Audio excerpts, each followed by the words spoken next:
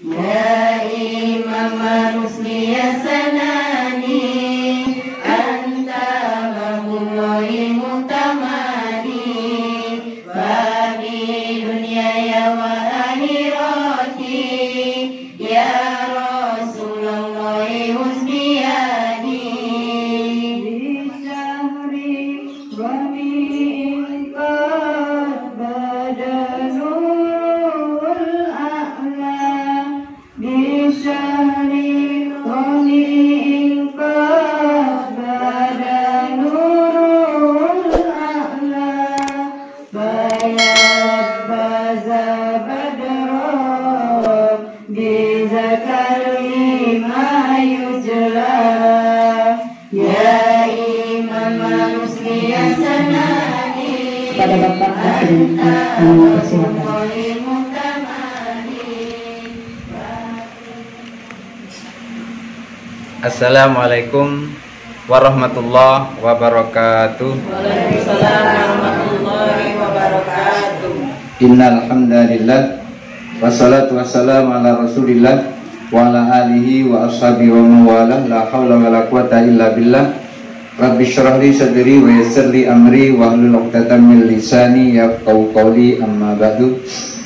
Ibu-ibu jamaah pengajian Al-Jama'iyatu yang dirahmati Allah, setiap orang ketika dia berbuat atau beramal atau bekerja atau melakukan, maka orang itu dikatakan sah perbuatannya itu kalau dibarengi dengan niat.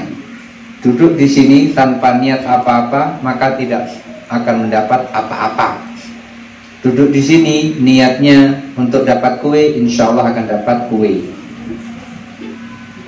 Duduk di sini niatnya pengen ketemu dengan Ibu Misbah Hanum, insya Allah akan ketemu dengan Ibu Misbah Hanum.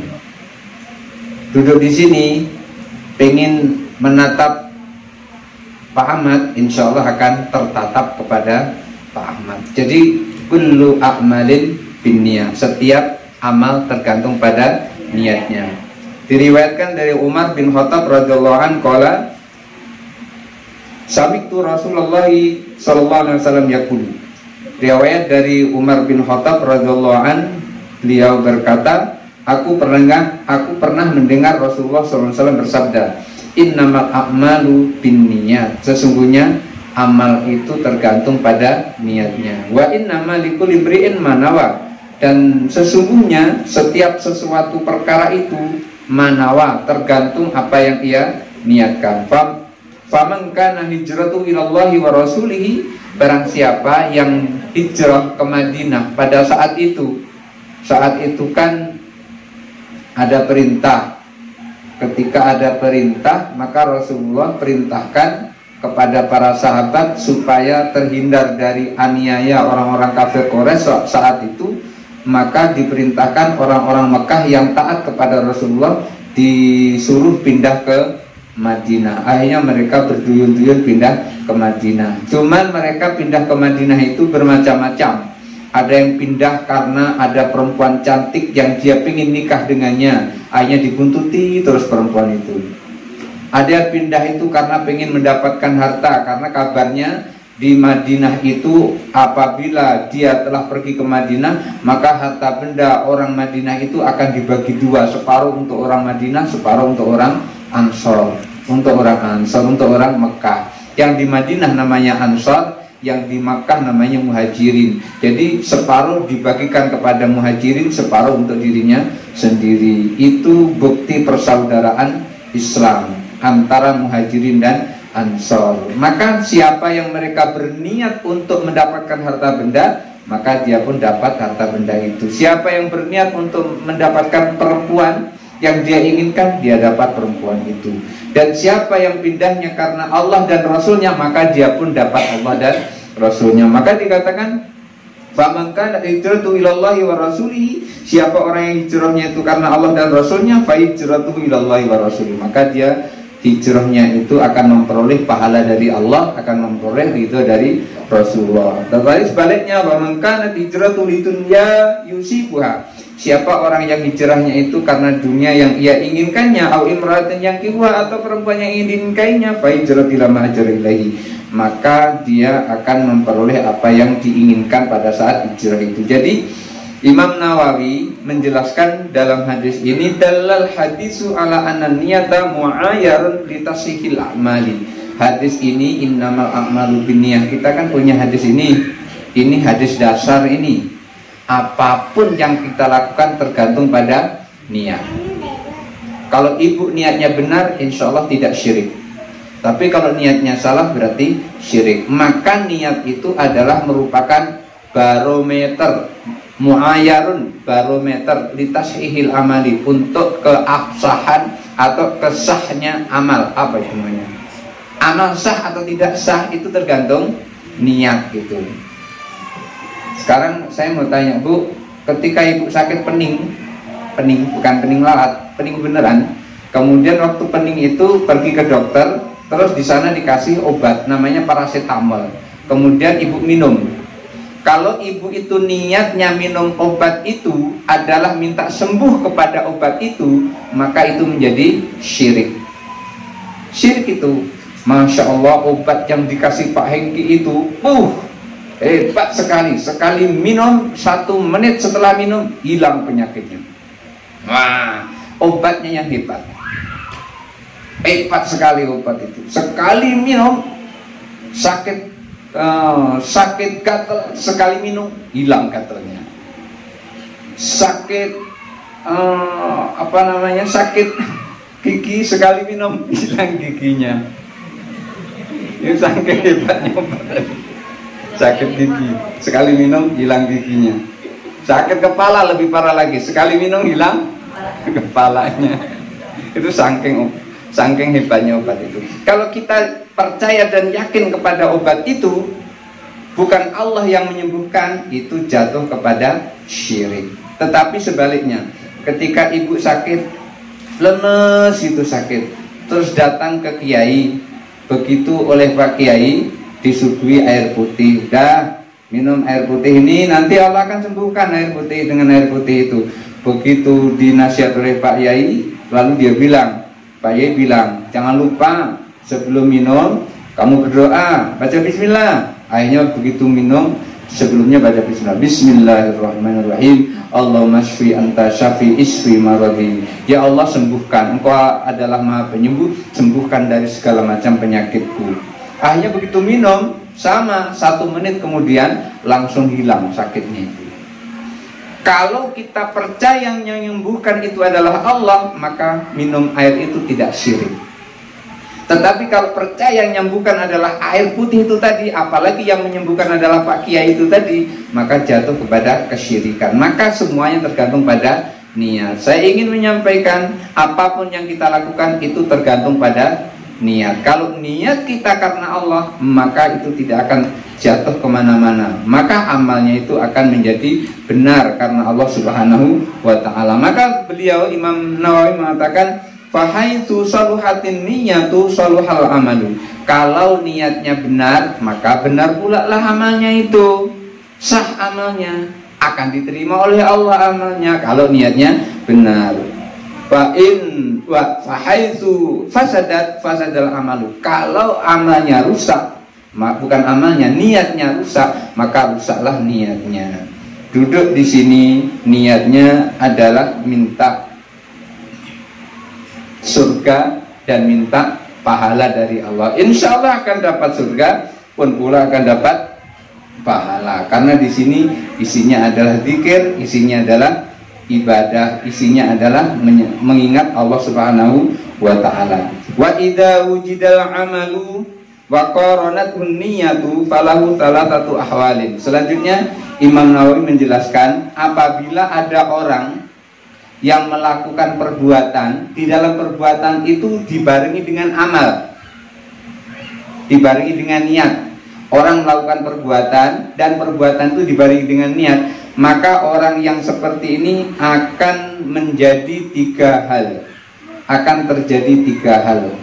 Hal pertama, ayyaf ala dzalika khaufan minallahi ta'ala. Hal yang pertama, melakukan perbuatan itu karena takut kepada Allah. Ada orang sholat, Allahu Akbar. Dia melakukan sholat, niatnya dibarengkan di dalam perbuatannya itu. Misalnya maghrib, yusalli fardal maghribi salata raka'atin mustaqbilal qiblati ada'an lillahi ta'ala, Allahu Akbar. Ada niat di dalam itu. Maka ketika orang melakukan amal dibarengi dengan niat seperti itu, bisa jadi dia melakukan sholat itu karena takut kepada Allah. Takut apa? Takut kalau tidak sholat dimasukkan ke dalam neraka. Dia puasa dibarengi dengan niat, takut kalau tidak puasa dimasukkan ke dalam neraka. Jadi itu pertama. Kalau ada orang beramal, nanti kita pada yang mana ini? Dari tiga ini kita sendiri yang akan memilih. Ibu rasakan mana di antara tiga itu. Orang beramal artinya orang melakukan ibadah seperti duduk seperti ini, atau sholat, atau puasa, atau mengeluarkan zakat, atau sedekah dibarengi dengan niat. Maka yang terjadi pertama karena takut kepada Allah. Takutnya adalah kalau tidak melakukan itu, nanti jangan-jangan Allah masukkan kita ke dalam neraka. Itu yang pertama. Wa hadhihi ibadatul abid. Yang takut kepada Allah itulah disebut dengan ibadahnya seorang hamba. Seorang hamba itu akan terikat. Kalau tidak mengikuti tuannya, dia akan berdosa. Itu seorang hamba. Makanya kita seorang hamba, Tuhan kita adalah Allah. Artinya kita harus mengikuti apa maunya Allah. Makanya Allah perintahkan, Allah kasih tahu kita, wa ma khalaqtul jinna wal insa illa liya'budun. Allah kasih tahu kita, tidak aku ciptakan jin dan manusia kecuali hanya untuk menyembah kepadaku. Artinya kita menyembah karena takut kepada Allah, karena kita ini memang diciptakan oleh Allah untuk menyembah kepada Allah, baik manusia maupun jin. Kemudian yang kedua, ayat ala dzalika li talabil jannati wat tawabi.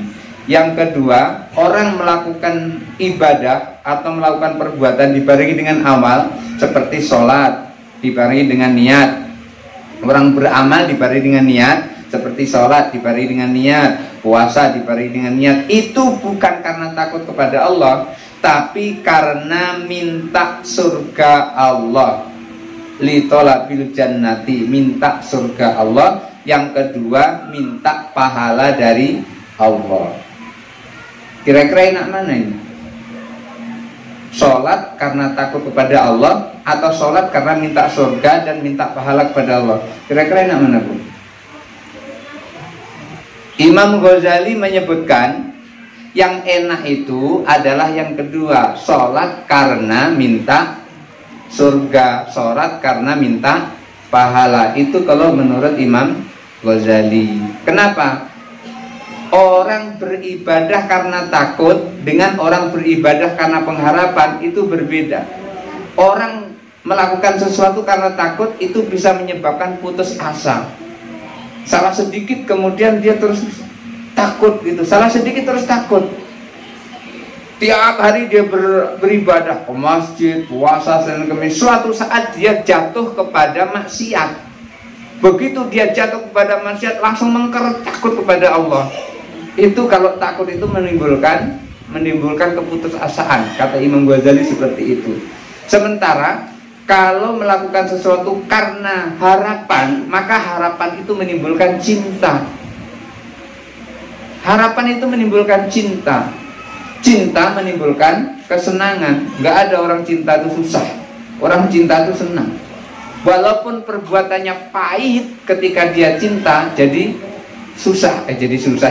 senang. Walaupun perbuatannya itu pahit. Contoh, puasa itu pahit. Karena puasa itu pahit, maka jarang sekali ya orang yang puasa. Tapi karena dia cinta kepada Allah, puasanya itu, maka puasa menjadi senang. Ibu, sehebat-hebatnya pelayan presiden, itu lebih hebat lagi ibu terhadap anaknya. Pelayan presiden itu kalau dia tidak digaji lama-lama berhenti. Tapi kalau ibu terhadap anaknya walaupun tidak digaji, maka dia akan terus melakukan terhadap anaknya. Contoh, anak umur 3 bulan malam-malam nangis, apa ibu terus tidur? Lantalas itu, kamu lantalas itu, kan tidak begitu. Tapi langsung bangun, terus diangkat kakinya kedua-duanya, ditengok, oh apa itu di bawah kulit, oh ternyata ada ampasnya di situ. Kemudian terus dibuka, begitu dibuka dilap, begitu dilap, setelah dilap dibalikan seperti semula, tidur, disusui lagi. Itu ibu, nggak pernah dia minta, oh 1 bulan aku sudah kerja sama kau, udah aku urusi. Nah, nggak ada yang seperti itu. Nggak ada. Sehebat-hebatnya pelayan presiden, masih hebat ibu. Keikhlasannya itu kenapa? Karena roja, karena ada pengharapan. Ketika kita beramal di dalamnya ada niat, kemudian di situ niatnya yang kedua adalah karena minta surga Allah dan minta pahala dari Allah, maka itu jauh lebih baik daripada kita melakukan sesuatu karena takut kepada Allah. Maka ini dikatakan wahadhihi ibadatut tujar. Inilah ibadahnya orang pedagang. Seorang pedagang, Allah itu ngajak kita berdagang, Bu. Dan perdagangan Allah itu tidak akan pernah merugikan kita kalau kita ngikuti perdagangan Allah itu. Apa keuntungannya? Keuntungan yang diberikan kepada kita oleh Allah adalah surga. Kemudian yang ketiga, ayat ala dzalika hayaan minallahi ta'ala. Melakukan itu, dia beramal, dia melakukan perbuatan dibarengi dengan niat itu karena malu kepada Allah. Itu yang ketiga, karena malu kepada Allah. Betapa tidak malu, Allah sudah memberi banyak sekali kepada kita. Coba ibu bayangkan satu saja dari anggota tubuh kita ini, nggak usah lah yang jauh-jauh, hidung saja. Coba hidung ibu itu yang satu ini nggak berfungsi, yang satu itu udah bingung itu, jangan-jangan kena corona ini, nggak berfungsi. Dikasih minyak angin nggak ada panas, disumpel dengan minyak presker yang paling panas tidak terasa. Begitu disumpel dengan 200-300-500 lembar baru terasa. Nah, jadi salah satu dari anggota tubuh kita diambil oleh Allah baru terasa. Dan ibu coba bayangkan, anggota tubuh kita ini kalau dinilai dengan uang itu nilainya miliaran. Ibu bisa jual salah satu dari anggota tubuh ibu, misalnya mata itu bisa harganya 1 miliar itu. Kalau mata 1 miliar, 2 mata berapa? 2 miliar. Belum lagi jantungnya, belum lagi paru-parunya, belum lagi ginjalnya. Masya Allah, kalau dinilai dengan uang itu luar biasa. Maka apa yang tidak membuat kita bersyukur kepada Allah? Kita melakukan ibadah itu karena malu kepada Allah. Malu apa? Sudah diberi kok tidak mau dekat kepada yang memberi. Kalau umpamanya Ibu Misbah Hanum setiap hari itu memberi ke rumah saya makanan gitu, nggak mungkin saya nggak pergi ke rumah Ibu Misbah Hanum. Nggak mungkin. Mesti mungkin pagi saya pergi ke sana, sore pergi ke sana. Berhubung belum ngasih ya saya belum ke sana gitu.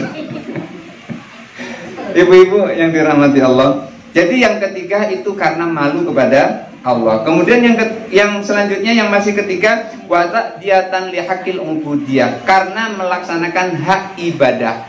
Kenapa hak ibadah? Karena kita ini diciptakan oleh Allah untuk beribadah. Dan yang ketiga, bagian ketiga adalah lil ta'diyati syukri, untuk melaksanakan kesyukuran. Jadi karena syukur kita kepada Allah. Ibu sholat diniatkan syukur kepada Allah. Ibu puasa diniatkan syukur kepada Allah. Rasulullah pernah ditegur oleh istrinya, istri Aisyah, istri Rasulullah yang paling muda itu namanya Aisyah. Bukan Aisyah Arif, tapi Aisyah istri Rasulullah. Bukan Aisyah Arif, Aisyah binti Abu Bakar. Beliau Aisyah pernah menegur Rasulullah. Apa yang dikatakan oleh Aisyah kepada Rasulullah? Karena Aisyah itu sangat khawatir kepada Rasulullah. Kenapa khawatir? Rasulullah itu sholat sunnah malam sampai kakinya bengkak, kaki kanan kirinya bengkak. Saking kaki kanan kirinya bengkak itu sampai-sampai Rasulullah ketika suatu saat pengen pipis, dia harus pipis berdiri di suatu tempat di dekat tempat sampah, berdiri. Kenapa? Nggak bisa duduk karena kakinya bengkak. Apa namanya ini? Lututnya bengkak. Karena lututnya bengkak itu maka ditegur oleh Aisyah. Apa kata Aisyah? Rasulullah SAW ditegur, ya Rasulullah, atatakallafu hadza wa qad ghafarallahu laka ma taqaddama min dzambika wa ma ta'akhkhara. Ya Rasulullah, kenapa kau siksa dirimu dengan ibadah seperti ini sampai kakimu bengkak seperti itu? Bukankah Allah telah janjikan dosamu telah diampuni oleh Allah yang lalu, dosamu telah diampuni oleh Allah yang akan datang, apalagi yang kau cari? Apa jawab Rasulullah? Afala akuna abdan syakura. Apa aku nggak senang kalau aku menjadi hamba yang pandai bersyukur? Jadi 3 hal ini, Ibu, mari setiap kita melakukan perbuatan, niat. Jangan lupa masak, niatnya apa? Niatnya adalah melayani suami, ibadah. Kemudian ketika memandang suami, niatnya apa? Mencari pahala. Begitu dapat pahala, dapat ridho suami. Dapat ridho suami berarti surganya Allah. Maka yang paling berharga dari suami bukan hartanya berapa banyak, bukan rumahnya berapa banyak, bukan sepeda goesnya berapa banyak, tapi yang paling berharga dari suami adalah ridhonya. Ketika suami tidak sholat, biarin suami tidak sholat. Yang penting dia ridho kepada kita. Ridhonya itulah yang menyebabkan Allah memasukkan kita ke dalam surganya. Hadanallahu wa iyyakum ajma'in. Assalamualaikum warahmatullahi wabarakatuh. Terima kasih kepada Bapak yang telah menyampaikan tausiahnya. Semoga bermanfaat bagi kita semua. Ya Imam Rusdi ya sanadi, anta babullahi mutamadi, bagi dunia yang wa akhirati, ya Rasulullah